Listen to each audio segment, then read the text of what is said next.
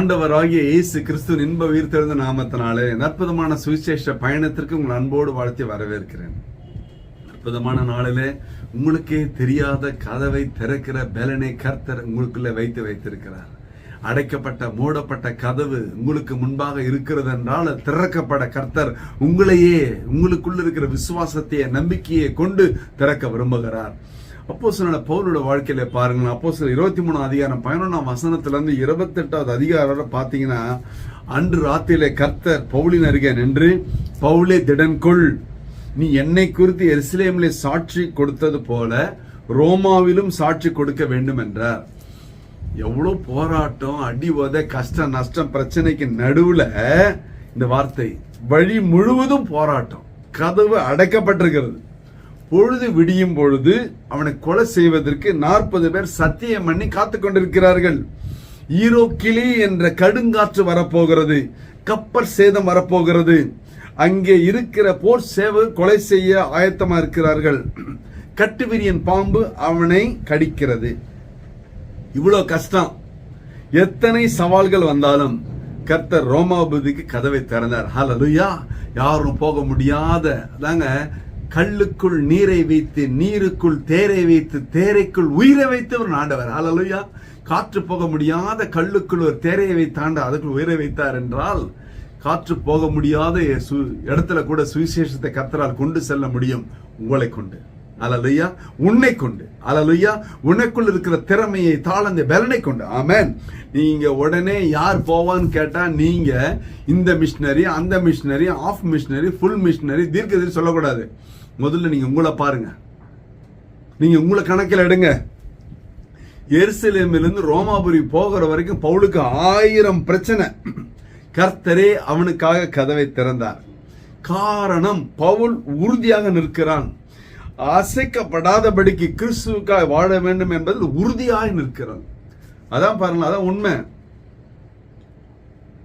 எப்பொழுதுமே கிறிஸ்துவுக்கு வைராக்கியமா உறுதியாய் நிற்க வேண்டும். பாருங்க, எப்பேற்பட்ட தடை வந்தாலும் கர்த்தர் அதை மாற்றுவார் என்ற விசுவாசத்தோடு முன்னேறி செல்ல வேண்டுமே தவிர, தடையை பார்த்து துவண்டு போக அழைக்கப்படவில்லை.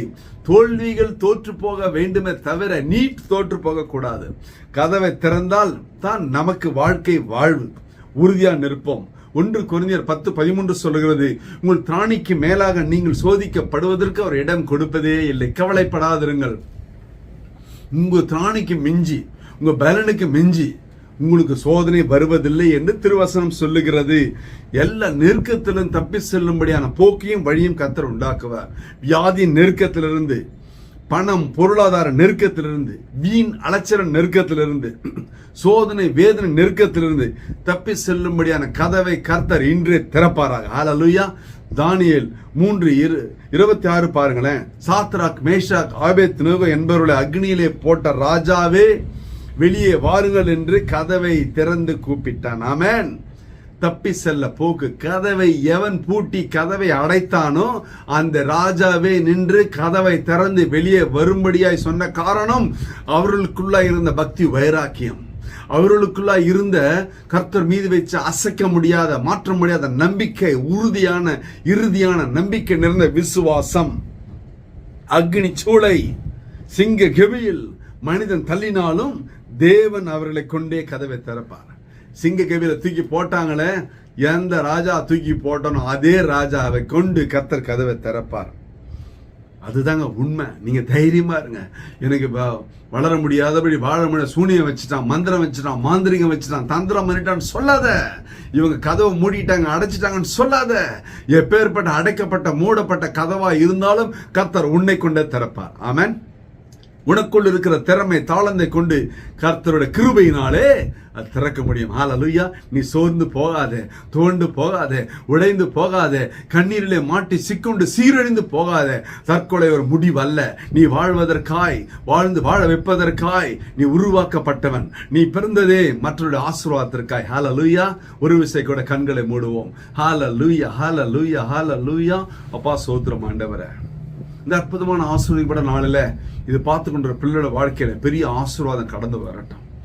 அடைக்கப்பட்ட மூடப்பட்ட கதவு திறக்கப்படட்டும். வியாபாரம், தொழில, குடும்பத்துல, சபையில, சமுதாயத்துல, ஊழியத்துல எல்லா கதவுகள் இயேசுவின் நாமம் திறக்கப்படட்டும் ராஜா. சந்தோஷ சமாதான சாட்சியாய் நிறுத்துங்க. இயேசு கிறிஸ்துவின் உயிர்த்தெழுந்த வளமான நாமத்தினால தேவனதை செய்ய முடியாது திருப்பாதங்களிலே தாழ்மையாய் ஒப்பு கொடுத்து ஜெபித்து ஜெயம் எடுக்கிறோம் ஜீவனுள்ள நல்ல பிதாவே. ஆமென். கர்த்தர் ஆசீர்வதிப்பாராக. Praise the Lord.